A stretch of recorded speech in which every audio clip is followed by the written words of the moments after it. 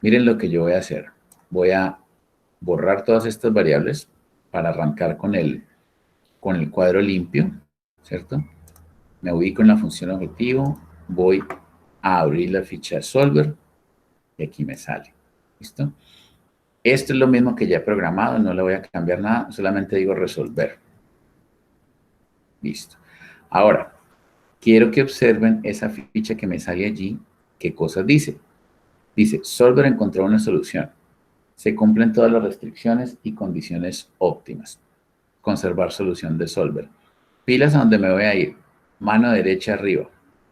Y aquí me dan los informes de responder, confidencialidad y límites. Esto son traducciones, malas traducciones al español, porque aquí debería decir informe de respuestas, informe de sensibilidad y límites. Entonces, ¿yo qué hago? Marco el de sensibilidad, ¿cierto? Y le digo aceptar. Observen que aquí abajo me sale una pestaña nueva, ¿sí? Sensibilidad. Y entonces, voy a ampliar esto para que veamos esto que es.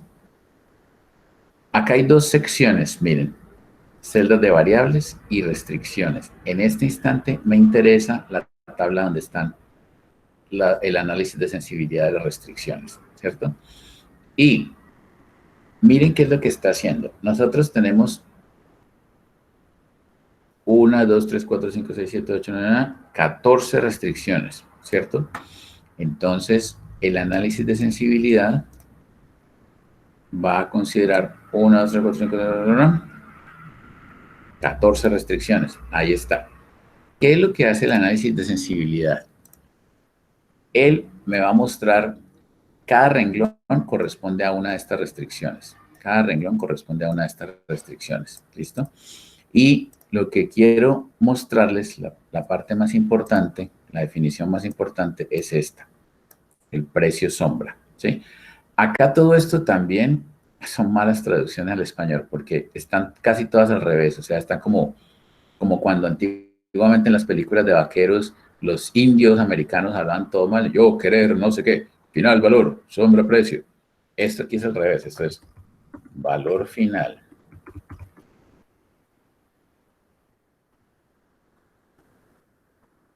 Esto aquí es precio sombra.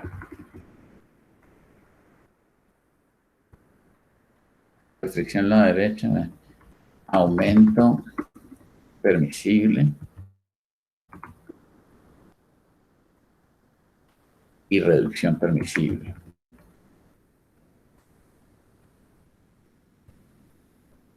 Entonces me interesa que miremos la columna que dice precio sombra. ¿Sí? ¿Qué es precio sombra? Ojo, este análisis de sensibilidad se hace sobre los términos del lado derecho, que recuerden que son constantes, ¿sí?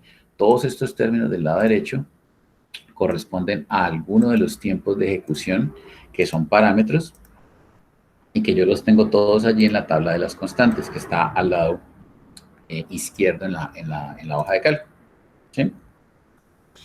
Entonces, ojo con lo que voy a decir que es importantísimo y lo voy a repetir por ahí 4 o 5 veces. El precio sombra me dice cuál es el efecto en la función objetivo si el valor del lado derecho aumenta una unidad. Lo voy a escribir aquí. Precio sombra es el efecto que ocurre en la función objetivo. Esto se movió por allá. Para acá. Es el efecto que ocurre en la función objetivo cuando aumento el lado derecho de la restricción una unidad.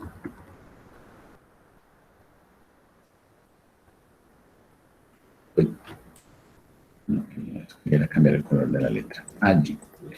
Es el efecto que ocurre en la función objetivo cuando aumento el lado derecho de la restricción una unidad. ¿Listo? Entonces, miren, por ejemplo, celda G6, precio sombra 1. Vamos a ver cuál es la celda G6. G6, aquí. Esa es la restricción, pero el cambio que está analizando es aquí, ¿sí? ¿Qué pasa si yo, para esa restricción que empieza aquí, aumento este valor en una unidad? El efecto de eso en la función objetivo del problema es aumentar 1, ¿sí? Miren este otro, G8. ¿Qué pasa si el valor del lado derecho de esa restricción aumenta 1 unidad? Miremos cuál es G8. G8 es esta restricción. O sea que me están preguntando, ¿qué pasa si este valor aumenta 1 unidad? ¿Cuánto aumenta la función objetivo? Y la respuesta en ese caso era 0 unidades, ¿sí? Miren aquí, 0 unidades. Entonces, ojo, estos precios sombra, ¿para qué me sirven? Profe, una pregunta. Sí. Para determinar la ruta crítica. Si ese precio, esa unidad que se aumenta, ¿es arbitrario o eso lo hace el programa automáticamente o soy yo la que debe hacerlo? No entiendo tu pregunta. Trata de plantearme la otra. Yo la ampliaría así. O sea, lo que pregunta Fanny es, el precio sombra es que él aumente en una unidad. ¿Ese aumento de unidad es automático o uno puede variarlo, decirle que aumente en 2, aumente en 0 o aumente en 3?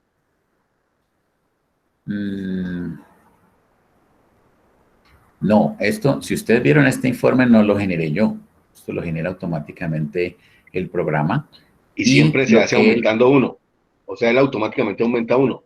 Ahí viene mi pregunta. No, ojo, no es que él automáticamente aumente 1. Es que el tipo de análisis del efecto del cambio se hace es así, ¿sí? El análisis es, ¿qué pasa? Miren lo que hay aquí a este lado en las restricciones, ¿cierto? Son los tiempos de las actividades. Entonces, me está diciendo que si yo aumento el tiempo de la duración de D en 1 unidad, el efecto en la función objetivo es 0. No aumenta nada, ¿sí? Si yo aumento la restricción que empieza en G6, si yo aumento este tiempo de duración de A en 1 unidad, entonces el tiempo de terminación del proyecto, que es la función objetivo, aumenta 1 unidad. ¿Ya? Entonces, fíjense que Roger la tiene clara que ahorita sí, la ruta crítica son los que tienen valor de precio sombra. Los que tienen 1, fíjate que no hay más sino ceros y unos. ¿Ya? Entonces, ¿cuál es la lógica? Fíjense, es que efectivamente la definición de ruta crítica es exactamente esa. Recuerden que desde el principio lo hemos dicho así. Es aquellos valores donde si yo los altero, se me altera la objetiva. Ya está diciendo cuáles. Si esta actividad se demora 1 unidad adicional fuera de lo previsto, el proyecto completo se retrasa 1 unidad. Ven, ahí está. ¿Sí? Entonces, fíjense, la forma de encontrar la ruta crítica usando programación lineal es haciendo el análisis de sensibilidad y buscando las actividades que tengan un precio sombra de 1. Y esas son las que están en la ruta crítica. Y la otra forma de verlo, profesor, es que aquellas actividades que tienen precio sombra de 0 son las que tienen muy buen margen o un gran margen y no van a afectar el retardo del proyecto. Yo no diría ni muy buen margen ni amplio margen. Yo diría simplemente tienen margen. No sabemos de cuánto es. Fíjense que todavía esta forma de hacerlo no nos calcula de cuánto es. Pero ojo que es que esta no es la última forma de modelar los proyectos que vamos a usar. Vamos a hacer una modelación que permite manejar proyectos aún más grandes. Fíjense que aquí solamente hemos hecho un proyecto con 14 flechas, con 14 restricciones, ¿sí? Pero podemos manejar proyectos mucho más grandes. Entonces, fíjense aquí que no, quiero ver aquí. No, quiero ver acá en cuadernito.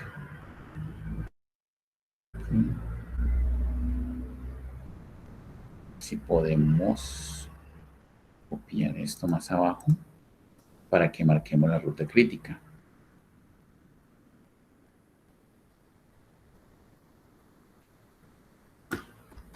Bajemos como la otra página. Como por aquí, más o menos. Listo. Y esto toca limpiarlo un poco porque tiene muchas cosas. A ver si podemos hacer eso. No, pero van a estar aquí todo el año haciendo esto.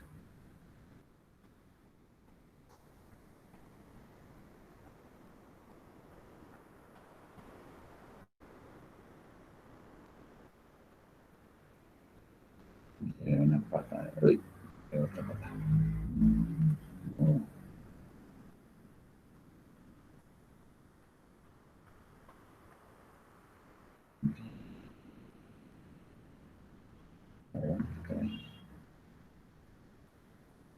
Vamos a molestar ahí.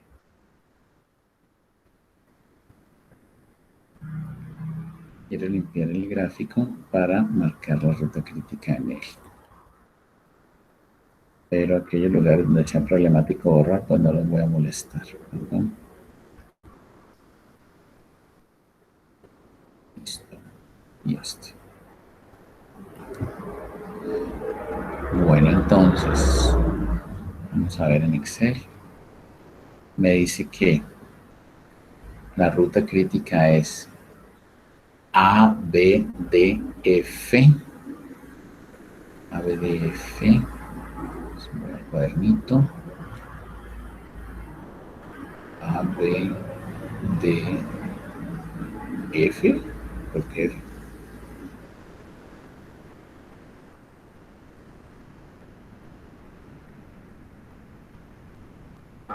Yo creo que es A, B, C, F, pero no.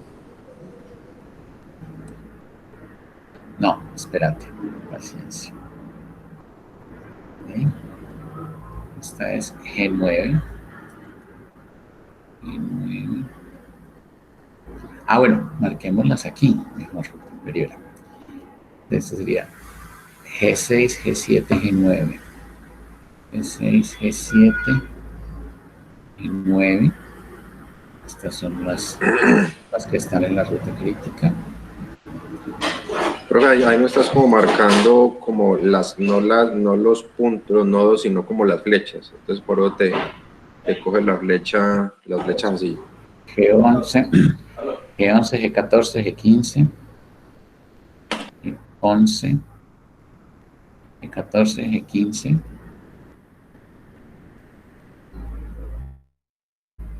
G11, G14, G15, sigo acá, G16, G18, G19, G16, G18 y G19. Listo. Entonces son, veamos, tiempo de A, tiempo de B, tiempo de C, ajá, tenés razón, mira. Tiempo de C, tiempo de F, H, G, I, J. Ah, bueno, ese no tiene precedente. Entonces son esas A, B, C, F, G, H y J. Listo, vamos a marcarlas. Entonces esta no era. A, B, C. Se me olvidó cuál seguía. A, B, C, F, G, H y J. F, G, H, I. No, pues casi todo el proyecto, casi toda la actividad está en la ruta crítica. Listo. Esas son.